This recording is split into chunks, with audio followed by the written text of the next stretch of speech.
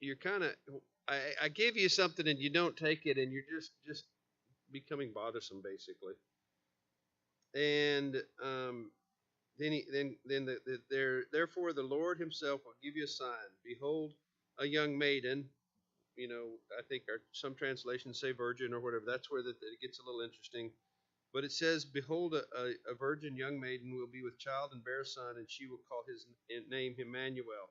He will eat curds and honey at the time he knows enough to refuse evil and choose good. For before the boy will know enough to refuse evil and choose good, the land whose two kings you dread will be forsaken." Now, prophecy, in our Bible is oftentimes has something that is now and something in the future. So this is something that a lot of people look to and say that this is foretelling Jesus, because we even have a name. So we move forward from that, and I could keep going into Matthew. I think I still may want to go. Yeah, I'm going to start a little bit, because once you get through the genealogy in Matthew, we get down to 18. Now the birth of Jesus Christ was as follows.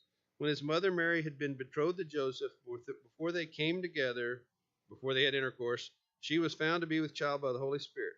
And Joseph, her husband, being a righteous man, and not wanting to disgrace her, planned to send her away secretly. But when he had considered this, behold, the angel of the Lord appeared to him in a dream, saying, "Joseph, son of David, do not be afraid to take Mary as your wife, for the child who has been conceived in her is of the Holy Spirit. She will bear a son, and you shall call his name Jesus, for he will save his people from their sins." Now all this took place to fulfill what is spoken by the Lord through the prophet Isaiah, which says, "Behold, the virgin shall be with child, and shall bear a son, and they shall call his name Emmanuel," which translates to mean God with us. And Joseph awoke from his sleep, and did as the angel of the Lord commanded him, and took Mary as his wife, but kept her virgin till she gave birth to a son, and they called his name Jesus. So Matthew gets us to there. I need to take you back a little bit also to Genesis, because in Genesis 35,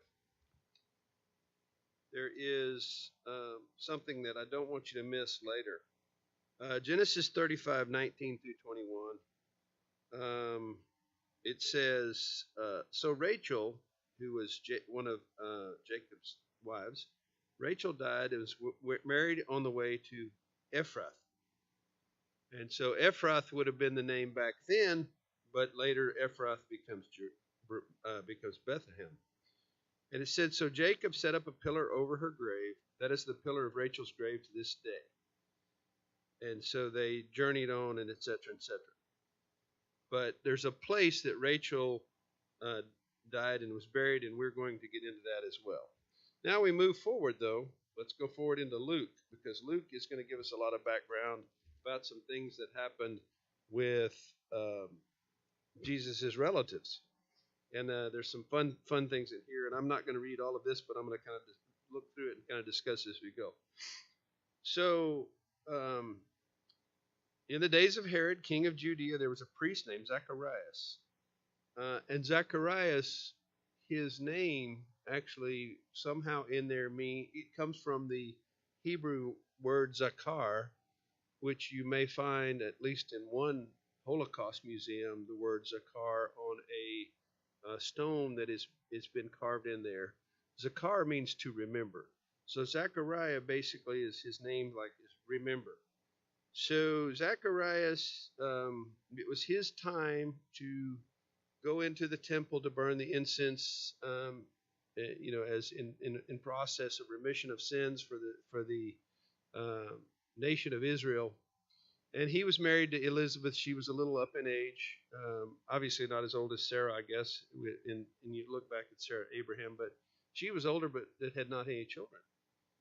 And so he goes into the temple, and an angel of the Lord appeared to him, standing to the right of the altar of incense. And Zechariah was troubled when he saw the angel, and fear gripped him. Surprise, surprise. But the angel said, "Do not be afraid, Zacharias, for your petition has been heard, and your wife Elizabeth will bear you a son, and you will give him the name John. And you will have joy and gladness, and many will rejoice at his birth." And he said, "But he will be great in the sight of the Lord, and he will not drink wine nor liquor, and he will be filled with the Holy Spirit while yet in his mother's womb. and he will turn many of the sons of Israel back to the Lord their God. It is he who will go as a forerunner before him for God in the spirit and power of Elijah, and as he says back in um, the book of Malachi 4:6, he says, to turn the hearts of the fathers back to the children, and the disobedient to the altitude of the righteousness, so as to make ready a people of prepared for the Lord. Now, the other, and I just saw this, Malachi is obviously, yes, okay. What just happened with that passage with Zechariah, and that turning the hearts for their children, they have just knitted the Old Testament and the New Testament together, because that's the last statement in Malachi. So now they've, that part has just, sewn those two together.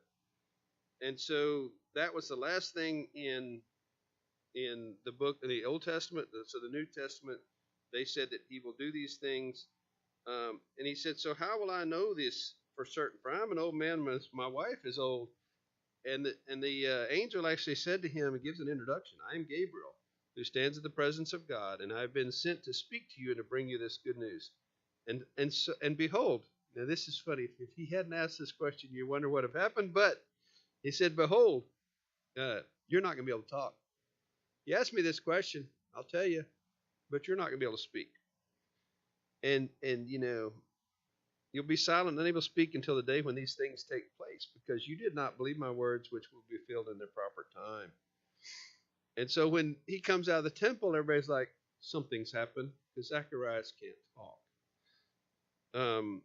And you don't know, and this is one of the other things you don't know, if Zacharias, yes, he was a priest, but at that time, was Zacharias somebody who could actually write, or could he only speak? You don't know if he was somebody that could actually write so that people could understand it. So there's a possibility he may not have been able to. We don't know.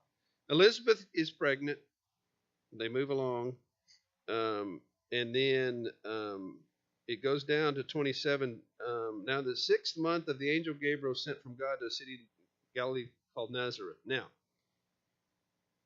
I'm going to tell you that one of the things that I'm focusing today on, and basically I'm going to tell you there is no conclusion, but I've heard a lot of, and I've even been involved in some of this, probably misled, about when Jesus was actually born. And the problem becomes that we can try to date it from two events. We can try to date it from this event, because only a certain time of year was the priest to go in the temple. So you could take that, and then you could say, okay, well then take that, add 9 months for Elizabeth to be, to deliver John. You can say, well, when did Mary go visit Elizabeth, which we're about to get into, and then add that 9 months, and that's when Jesus is born. But there are several problems with that, because we don't really know. It says, after these days, Elizabeth became pregnant, kept herself in seclusion for 5 months, and this is the way the Lord has dealt with me in those days, when he looked with favor upon me to take away my disgrace among men. Now, this is Elizabeth saying disgrace among men because she couldn't have children. To them, that was a really big deal. So then it goes into the story of Jesus. But I'm just saying that's one marker you could try to take and add 9 months or whatever. But it says in the 6th month, the angel Gabriel sent, was sent from God to a city in Galilee named Nazareth, to a virgin engaged to a man whose name was Joseph, of the descendants of David, and the virgin's name was Mary. And coming in, he said to her, so Gabriel's now getting to make 2 big announcements. Greetings, favored one, the Lord is with you. But she was very perplexed in this statement and kept pondering what kind of situation this was. The angel said, do not be afraid, Mary, for you have found favor with God. Now, one thing that we have to look at as far as when angels appear, I don't think there's anybody that I have seen in the Bible that is not afraid. The presence of an angel, they must have been, as we said back, Pastor Beeman has said back in the 80s, they must have been a bad mamma jamma. Angels were, because, everybody's afraid. But basically, don't be afraid. You're going to have a son. You're going to name him Jesus. He'll be great. he'll call the Son of the Most High. The Lord God will be with him, the throne of the father David. He will reign over the house of Jacob forever. His kingdom will have no end. So it goes through this, and she says, well, how's this going to happen? Because I'm a virgin. And he said, the Holy Spirit will come upon you. And said, behold, even your relative Elizabeth has also conceived a son in her old age, and she who is called barren is now in her 6th month. And so it says, for nothing will be impossible with God. And so we get that. Well, Elizabeth goes to visit Mary. They have an encounter. She's obviously pregnant with John to the point that that baby can kick and move and do those things. And so when that encounter happens, the baby leaps in her womb, and she's like, so Elizabeth knows something is different with Mary. Mary's her cousin, but when she gets there. Now, one of the things that I see in this is that God provided for Mary and Elizabeth in a way that was unique because they are different. Here's Elizabeth, who's an older woman who's pregnant, and here's Mary, who is a virgin who's having a baby. But he provides a person for them to confide in, to deal with, to work together, to understand things. In other words, let's face it, Elizabeth was able to have the baby. You don't know if Mary actually helped deliver John, but I would probably wonder that she was there and probably did help because God was preparing Mary.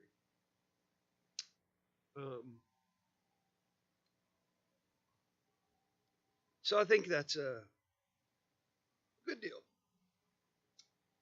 So anyway, there is this something called the Magnificat that is a wonderful thing to read, but I'm not going to take the time to do that. But 46 to 56, there are people who have turned this into a song, and we're talking about that. But the two had worked together.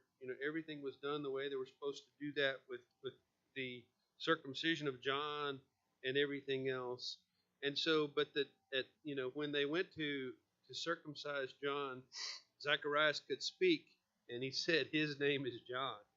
And don't you think that everybody that knew them said, wait a minute, this guy, and let's face it, there are people who lose the sense of speaking. You can have a stroke and not be able to speak or something, but when John can now speak again, they're like, whoa. But also, do you think they're going to argue with his choice of names? I think his name's John because his dad, who had the thing where he couldn't talk, said, John, I think we're going to go with John. And so John comes along, and we go through those type of things. Well, now we get down to Luke 2. And I will say, if you don't think that teaching children in Christmas plays and stuff is a worthy thing, I'll tell you, this next passage I can do most of it from memory because somewhere like in 1st or 2nd grade, our church had the pageant. I was supposed to read this, and I got a little aggressive, and I got to where I just learned it. And so it was kind of fun being the narrator without having to look at the words. But anyway. Now in those days a decree went out from Caesar Augustus that a census be taken of all the inhabited earth. This was the first season taken while Quirinius was governor of Syria, and everyone was on his way to register for the census, each to his own city. What's the purpose of a census? Well, it's not just to count your number of people, it's to tax them. And so we're looking at this. Well, who is this Caesar?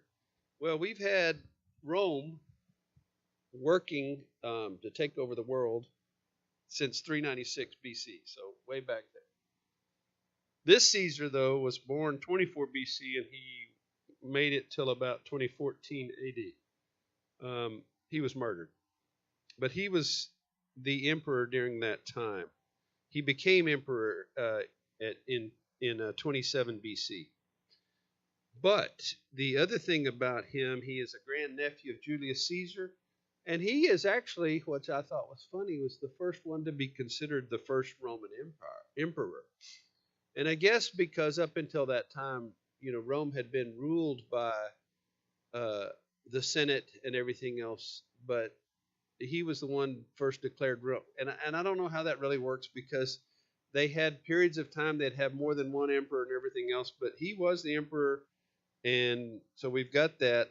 And then Herod was the ruler of the province of Judah, but Herod lived until about 4 BC, and I'll get to that in a minute why that's important. But we've got a period of time here that they talk about here, the Pax Romana. It lasted from this Caesar's reign until about 180 AD. But I'm going to get into a little bit of Rome because I think that's important for parts of this story too. If you look at the map of the world back then, they said that Rome ruled the world. However, there were parts that Rome never got. Rome never got Russia, and he never got China. And you're like, why? Well, a couple of things. One is financial. Rome was only going to take on people that had some wealth, because if they had something they wanted, they'd go for it. The other thing that Rome really needed was, and they were not foolish, but they wanted good scout reports. They needed to know about where they were going, what was there. They needed spies that could do all this. Well, let's face it, if you're Roman and you head into China, you're going to look different. So that was very difficult for them. So they couldn't get good reports all the way back out there. Plus, they'd have to get through Russia. And then Russia was a huge problem for them because, number one, the peoples there were kind of nomadic peoples. The Romans would move as an army, set up camps, do whatever. The Romans would build roads in order to move all their carts and wagons. There are Roman roads that still exist today where they'd put rocks in and the carts could roll across. Because Rome didn't just march, they basically tried to move in and set up camp and stay there. And so they would build roads from, there was a saying at one time, all of the old roads lead to Rome, because Rome would take those to go out to conquer and whatever. Well, let's face it, you've got a big problem with the area in Russia because of the weather. It freezes, the permafrost and everything else. You can't build a permanent road, it'll cave in. And so you could build it one year, next year it's gone. So they couldn't do that. So then they're trying to take their troops through the mud and that doesn't work. And then the other thing that would have happened to them, these groups of peoples, and I'm blanking, I think it was Carthage, the peoples, which is a different group of people, but the people that lived on that area were like mounted horsemen, mounted archers. And so the Romans could march and try to do this, but these guys would act like bees and sting them and take off. And they couldn't go after civilizations because these people didn't live in towns. They were nomadic. They moved from place to place.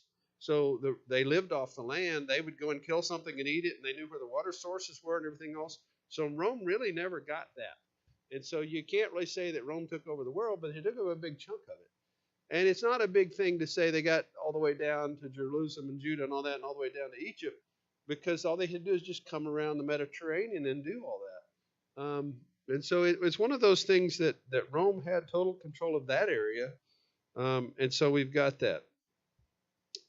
So they took the census. They had to go from Galilee, city of Nazareth, to Judea, to the city of David, which is called Bethlehem, because he was the house and family of David. I looked at something, and it's about an 80-mile journey. It would have taken a little over a day for most people to do it. Well, Mary's third trimester. Mary's 9 months. So it probably took them maybe a day and a half. I don't know, 2 days, something like that. But it was something that it took them a while to get there. And it said he did this in order to register with Mary, who was engaged to him with a child. And it said, while they were there, the days were completed for her to give birth, and she gave birth to her firstborn son, and she wrapped him in cloths and laid him, somewhere it says swaddling cloths, that sort of stuff, laid him in a manger because there was no room for them in the inn. One of the things that I throw out in this is that David is going to the town where his family is from. You just find it hard to think that you're going to take a pregnant woman and nobody's going to find any kind of shelter for her and let her have a place to stay. You just find that kind of odd because, in buses, people stand up for pregnant ladies. It's just one of those inhumane things. You're like, why the heck did this happen? One theory I have, totally my theory, but let's face it, Mary was a disgraced woman because she was pregnant and they didn't know who the father was, because Joseph, unfortunately, kind of started out saying, that's not my baby. He still married her, but it's not his. The angel had to straighten Joseph out.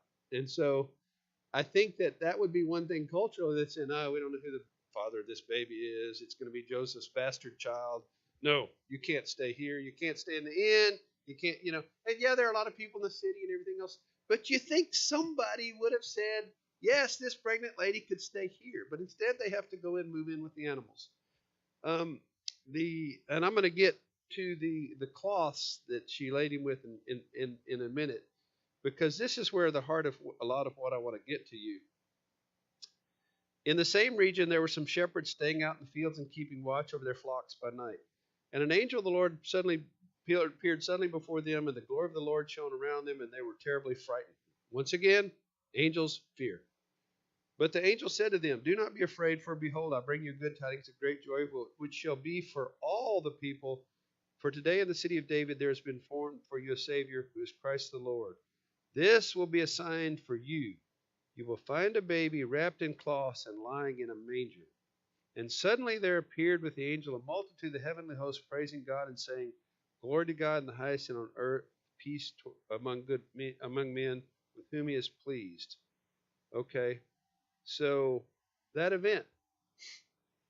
This is where it gets difficult for us, and why another reason I have no answer. I thought I had an answer because I've been around and raised sheep most of my life, almost all my life, and shepherds.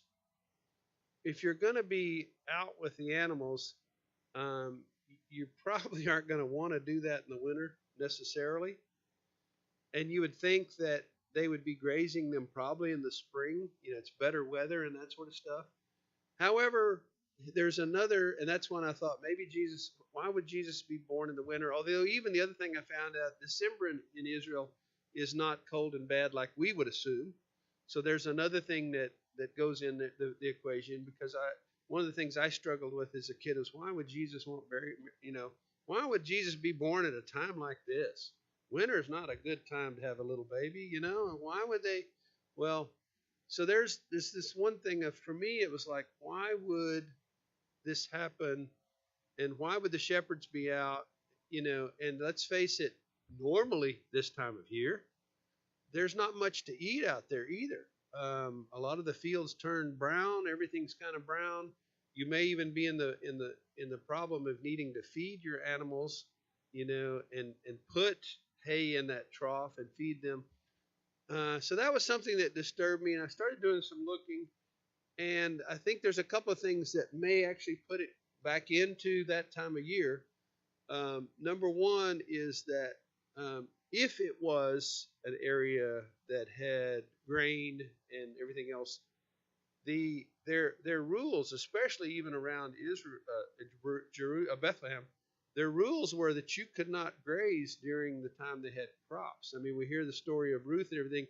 Until that they had harvested, they didn't want those animals on those crops, because they would be eating the hay and the barley and the grains and the wheat and everything else. So they didn't want them in there, but they would let them in after the harvest, which would put it towards the fall. And they would let them in because also the sheep, they eat and then they put out fertilizer on the other end, and so it's a good symbiotic relationship. However, the other problem is that Bethlehem area back then was not necessarily known for being a place that they had lots of fields. That's kind of interesting. They grew a lot of grapes. Well, with grapes, that's the last thing you want animals around during the growing season, because they'll eat all the leaves and then the grapevines die. So if you put that in, it would be after the grape harvest. But the other thing that gets really interesting here, that I found another direction. What if these animals were not sheep that were being raised like commercial, meat sheep that they're raising to sell at market, whatever? What if these were the sheep that were to be slaughtered in the temple? And in which case they put in an argument that the shepherds for these sheep were actually priests, They were junior priests and everything, but their job was to keep them from being blemished, keep them from being attacked, keep them from hurting themselves, because they would then be taken to be slaughtered, which means that they had to be special sheep to be selected. People would bring them, and whatever. And as you've heard me talk about before, there's this huge industry that has developed around the temple. The money changing, the whole deal. Jesus reacts to that and overtones the money changers. But there's a big industry with this. So why isn't there a possibility too that this could be an industry even with the sheep? Because you'd bring your sheep in, they'd say, "We'll take this one." Okay, well, this one's not good, but tell you what, we'll trade this one for one that's good. We'll do these other. You're gonna okay. We'll take the sheep and $10 because we have to trade the sheep for something else that's not blemished and whatever. So this may have been a religious herd, a herd that was made to be slaughtered, and it was special, and it required herders that were special. Okay, and they didn't want them injured. They didn't want them blemished. Yes. Just a quick question. Not to take you off the subject of the natural and the nature surrounding the time. Is there any research regarding the fact that they took a census during this time? Would that have been normal? Actually, it was not normal. That's another thing. I did read that. The census was not a normal thing to be done. They said that it does happen, but that this guy moved in. He was very powerful, and he said, "We're going to do this," which means that he kind of created chaos over his whole nation because everybody had to go back to their original town to register there. They couldn't just go someplace. They had to go and be counted in those cities. But you're right. There is some evidence about that as well, that the census was not this. You could argue that the census was a divine intervention, that God had to find a way to get Joseph and Mary from Nazareth, Galilee area, all the way to Bethlehem. So yes, that's a very good argument, because they said, yeah, it happened then, but it wasn't. And now, would this be a good time of the year to do it? That's another question. But anyway, there's evidence for that. So with the sheep, the other thing that makes this story, and that direction, if that's there, it makes it very nice, is because there is a place that is listed. You heard me talk about Ephrath, which then becomes Bethlehem, but there is a place called Migdal Elder, and we said that he built a pillar, he built a deal.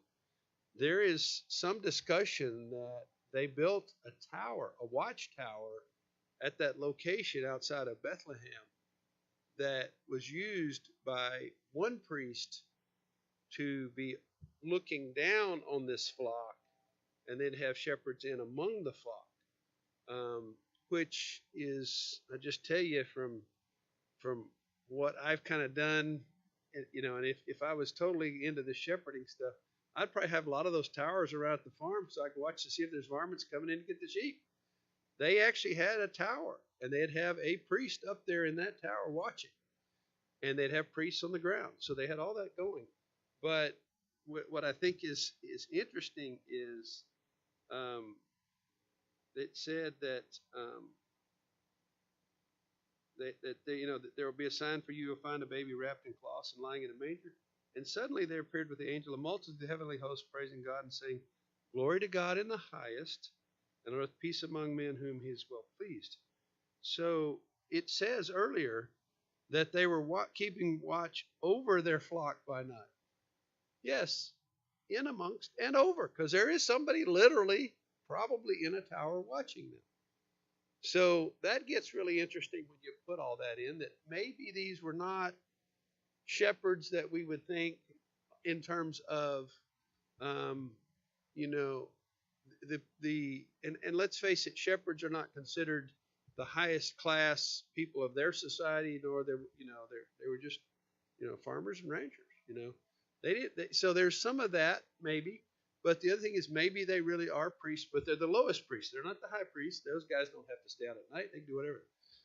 But the other thing that's fascinating about this whole thing is the angel says, and you will find a baby wrapped in cloths and lying in a manger. These cloths, this swaddling, whatever. Let's take the argument that maybe they are priests. And so when you get to this baby, they find, and this baby, we kind of, I think through the years have looked at it and said, well, swaddling clothes, it was rags, Mary, ripped her skirt up or something. I don't know where we got this cloth or whatever. Let's take another approach. Let's get a little out there. She knew Elizabeth. Elizabeth lived with Zacharias. Zacharias had access to some cloths that they used, and they even used some of these cloths on the sheep to wash them and clean them. They were like ceremonial and stuff. Jesus could have been wrapped in cloths from the temple that in Bethlehem these guys go, whoa. Because it could have been Jesus was wrapped in the same stuff that the sacrificial lambs would be wrapped in. That's an argument that really kind of makes this story really fun too. It like these are not normal shepherds. Hey, we're coming to you. They came to the people that really would have known, what they get this big deal. I mean, if you're gonna look, it's got to be amazing whether you be on the ground and tell the angels, but it's got to be just really cool to be up in the tower and see all this too. Go ahead. Doesn't that kind of corroborate the idea that, because I think Kenneth Copeland one time talked about this, about if he was wrapped in those cloths and he was in the manger where the lambs were slaughtered, that actually. Well, no, the lambs wouldn't have been slaughtered in the manger. The manger would have been a place to feed and everything else. A manger's not a place. Yes, in that region where you can go, we can go with that. In the region where those lambs would be kept during this time of year and grazed and stuff like, I can go for, or because what they're really kind of saying with these lambs is they were not a herd that you were taking to go out and try to clean off the fields and everything else. They were actually a herd of sheep that were used to be protected and watched and protected and probably fed. And so, but yes, so I think that does help bring out something that could be a really an amazing kind of thing too, that these sheep that are outside of Bethlehem that have these priests that watch them, they're lowly priests, but that the angels appeared to them to say, hey, this is a big deal. And when they get there, they go, yeah, this is really a big deal. In other words, it could be that everything that goes along confirms to those priests that this is the one. This is amazing. If you sit around and talk, I'm sure they said, well, how'd you get this? Oh, Zacharias is my cousin. What? You just wonder how that all fit, but it may not be as lowly as we think. He may have been put in something that actually was unfortunately predicting his death, saying he is the sacrificial lamb, but also cloths that were not just something you just picked up and wrapped this baby with. He may have been wrapped in something that is kind of a special thing. And so that gets pretty wild. And it says when when the angels have gone away from them in heaven, they let's go straight to Bethlehem then and see this thing that's happened, which is Lord made known to us. And so they, which is also dereliction of duty. They have all the sacrificial lambs and they just walk off, which I thought was kind of fun too. Now, you can see that the other shepherds might do the same thing, and either one's taking a risk by leaving the sheep alone, but this may have been a bigger deal because, no telling what happened. And the other thing that I think is a nice thought to me too is, Jesus is born and something happens, and that thing that happens is that this message is you're no longer in the future going to keep killing these sheep. That's not any good. This is the sacrifice. That's not it. So it changes that. It's like when Jesus dies, the temple is torn, the veil's torn. There's symbolism within that of here he is as the sacrifice, and And you leave all the sacrifice out there, and it's going to change. Now, don't get me wrong. There are people who want in this world today who want to go back to the sacrificial system in Israel. I mean, today they've already got the unblemished cows, heifers that they're working on, and I mean they're going all in. So that's still happening. But in order to do that, they're going to have to deal with the Dome of the Rock. So let's stand by and watch. When they had seen this, they made known the statement which had been told them about this Christ, and all who heard it wondered all the things which were told them by the shepherds. Now, like I said, if you're talking to, I mean, like I said, it could be either way. It doesn't change the story any way to me. But let's say they're the priests, and these young priests come in and say this, everybody's going to go, that's kind of an authority. Or these are shepherds. Well, that must have been an crazy, incredible event. Either way, you could tell something happened. And either way, if you're just watching this, you're going, wait a minute, you didn't watch your animals. But Mary treasured all these things, pondering them in her heart. In other words, God provided for Mary a something physical and actual that said, this is not just a normal baby. Because she could have said, oh, yeah, I've put up with this walk to get here. I've had this baby. I'm doing it literally in kind of like a barn and, whatever. But when that happens, it's a different thing. Now, the shepherds went back glorifying and praising God for all they'd heard and seen just as been told them. In other words, the other thing is you think about if these are young priests had told them, that means they were looking for what the Bible had talked about. They know their Old Testament. And so it's not just had told them by the angels, but they looking forward. So anyway, and so you go forward, and they said he was presented to the temple, and this guy sees him and says he's knows he's special and everything else. Now there's another group of actors in this story that I fully believe that we somehow mess up. Because in our nativity scenes we put the magi in there, we put the wise men. And there's not a single account that really says the Magi were there. But when we get back into Matthew, there is the discussion that after he was born, let's see, it takes it says that Jesus was born in Bethlehem of Judea in the days of Herod the king. Magi from the east arrived in Jerusalem. But it doesn't really say exactly when, and the other thing is there's discussion that Jesus was a little bit older. He wasn't, a newborn traveling. There's all this debate. They do know he was under 2 years of age, but they don't really know how long they were in Bethlehem, whatever. But there are a couple of things that we do know. Is this was before that they left to go to Egypt. We know that they said the Magi come from the east. We typically pick 3 of them. Why do we pick 3 Magi in our stories? Because they bring 3 gifts. There's actually discussion there may have been up to 12 Magi. There is debate even among Chinese Christians that one of the Magi at least was from China. They definitely think that many of them from Persia. They argue that the Persian connection because there were, in the religious realm, scientific religious realm for them, that they were in a religion of Zoroastrianism, which is Persian. But these people watched the skies and looked for signs, and they saw the star, and they followed the star. Now, the star is a big debate because there was a comet that people have found at the time.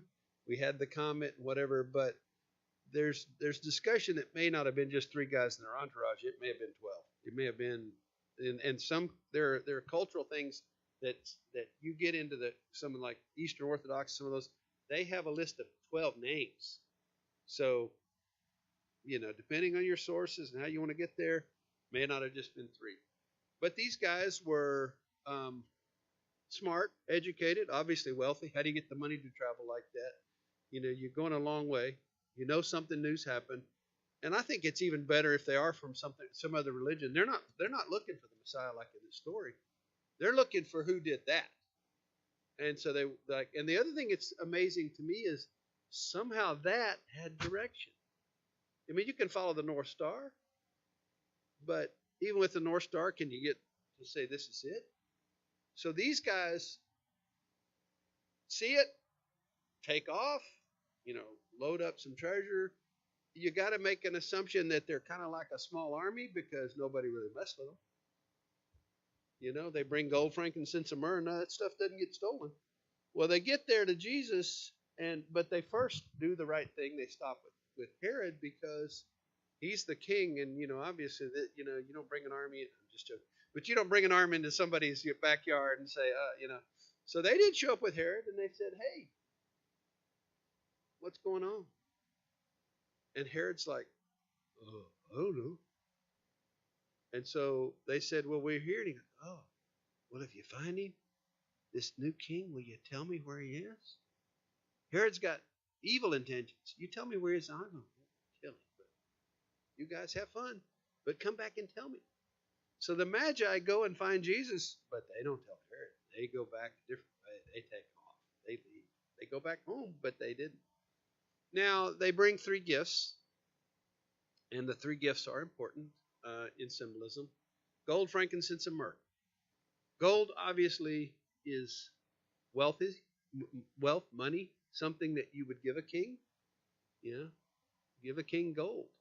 Here's some gold. Here's some nice jewelry. Here's some whatever, but gold. Now, the other 2 have other symbolism too that are kind of interesting. But before I leave the gold actually could have been something that was used to take care of Jesus when they made their flight into Egypt. Because let's face it, Joseph didn't come prepared to spend years. Joseph came prepared to come within a 2 days walk to Bethlehem and go home. And so this angel appears and says, "Nope, you're not doing that. You're going to Egypt." Joseph had finances because they brought gold, which also makes me wonder, was it more in the form of coinage than like a gold bar or something else? It may have been, here's a chest of coins. And the other thing in this story, we know that Joseph obviously is not your average bear, as they said, Yogi Berra. Joseph's got some sense, because we never see in the story that he gets robbed and all the stuff gets taken. And it's just him and Mary, which is even more amazing, and I know God protects him too, so let's put that in there too. So gold is something you bring a king. Frankincense, even in its word, it says incense. Frankincense is something that you burn and it creates nice smells and it rises. And in seminary, I learned that one of the things about candles and incense and everything else is that for way back, other cultures, everything, we do those things because the scent goes to heaven. So frankincense is of his divinity, that he's king, he's God. And then you're like, well, what's the myrrh? The myrrh is something that was used for burials. Myrrh was used to wrap and embalm bodies. So they're predicting Jesus' sacrifice and death too. So there's these 3 things have symbolism for them, and they kind of relate to what is going to happen next and what's going on. And so the other thing is one more thing that Christians also celebrate: Epiphany. Epiphany is like January 6th. That we have a date, and they pick Epiphany. Epiphany is the day that the Magi got there. We don't know for sure, though. Like I said, we don't know when they got there, but the story really doesn't say that they're with the shepherds. But so you'd have to, if you're going to build a nativity scene, you can have shepherds and Magi, but you can't have them together. You can have one or the other, right? Because they're not there together. The story never says they're together, but they show up after that. And then there's the verse in the Old Testament, out of Ramah will come weeping for Rachel's children, and because, which also has to do with Bethlehem and that whole region. And Rachel, we talked about, she's in Genesis, that's where she's buried. There will be weeping because when the Magi leave, Herod is just pissed. Herod's like, there's somebody out there that's going to try to take over my throne. That ain't happening. So and this is one of the things that I said, so for some in the Bible, some great people, to get them we had sacrifice, we had pain, we had bad things happen to get these great people. Moses was born, and the only thing that saved him was he was in the river, and the Pharaoh's daughter took him because they killed all the Hebrew children that were under 2. Same thing happened with Herod. They killed all the Hebrew children under 2 because they thought Jesus was among them. Jesus was in Egypt. And then they stay there until they send, the angel says, okay, Joseph's okay time, bring him back. Bring him back to, you can bring him back home. But it also says by then there's a new ruler. And I told you 4 BC, that Herod is dead. And so there's a new king, son of Herod, that Joseph knows about. And so he goes, okay, it's safe because that Herod's gone. But also I'm not going to hang around anywhere I'm not hanging around Jerusalem. And so he went down to Nazareth in Galilee, and that also fulfills prophecy of that's where that he will be, and Jesus of Nazareth and that kind of deal.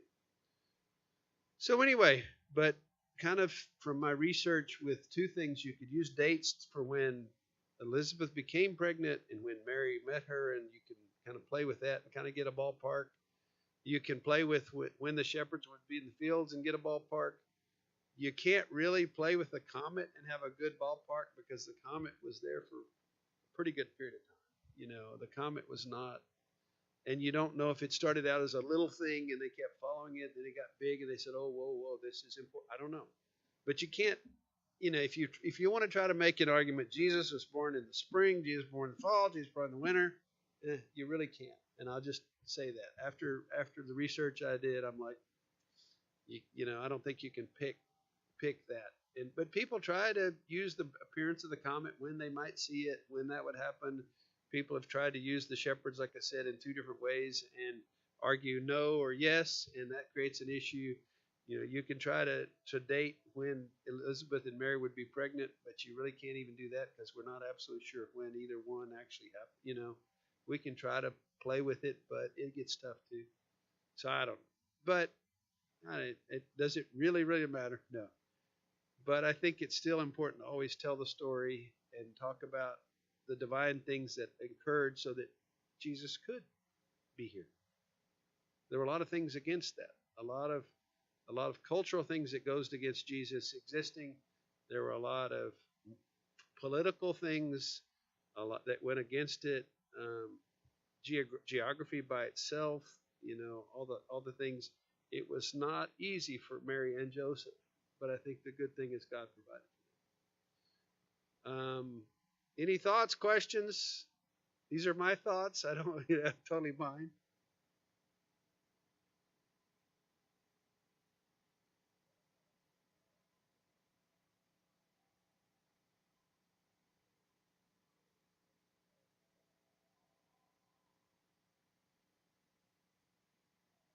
There was a prophecy that there will be weeping uh, there will be reaping. I think I don't know, it's not on the top of my head, but there will be weeping in Ramah. Rachel's children have been killed or something. Yeah, so they're saying descendants of Rachel, they got wiped out. The children did, and of course there got to be tons of weeping when that happened, just like tons of weeping when Moses was protected and born. And the other thing that the way I think it's still fun, the way that God provided for Moses is that these Hebrews, who whether they knew or not, they put Moses in the basket and they put him in a river. And the river had crocodiles, by the way. But when the Pharaoh's daughter saw the basket with the baby, in her religion, that's a baby from the river god. She didn't say he's Egyptian. I mean, he's not Hebrew. He was a new baby, so he wasn't circumcised, so they couldn't say anything about that. And so she finds this baby and she says, this is a gift of the gods and this is mine. And so, you got to think about it and say, it means that they put Moses in the center of the hornet's nest and the hornets are looking for somebody to sting. Not looking here. So that was amazing, but there's some funny stuff about even how Moses got protected because of where he ended up, not, you know, which put him in the royal house, which put him in all these type of things. You know, everybody still knew he was different, but they never made the assumption he was Hebrew, and the Hebrews put him in the river. And you know, and they had, you know, his obviously the other thing, fun part of the story, I think his sister Miriam or whatever, she kind of watched, you know, still kind of watching. I don't know if she could have done anything about the crocodiles, but she's watching what happens. And then the Pharaoh's daughter gets him, but also Miriam's can't be old enough to have a baby. You know, like, is this your baby? She never asked that. Who's, you know, oh, Hebrew lady. Will you, you know, hey, I got a new baby. Will you help me? No, she probably just said, you're now in charge of him. Slave, go for it. I don't know. But it was, that's both of those are fascinating, but both of those, you got to remember, a lot of babies died for both of those guys to exist. And that's sad. Okay. Have a good Merry Christmas. Great day, and thank you for tuning in to A New Day Fellowship Church. We are so grateful that you joined us, and we pray that you were blessed by hearing God's living word. May his message inspire you to continue walking in faith, trusting that he is working all things together for your good. As we close out this service, feel free to leave a word of encouragement in the comments and share your testimony with others. Together, we can inspire and uplift those around us to live for God. Remember, this is your season. Hold on to his promises, stand firm in your faith, and watch as God does great things in your life. Continue to be blessed, and we look forward to seeing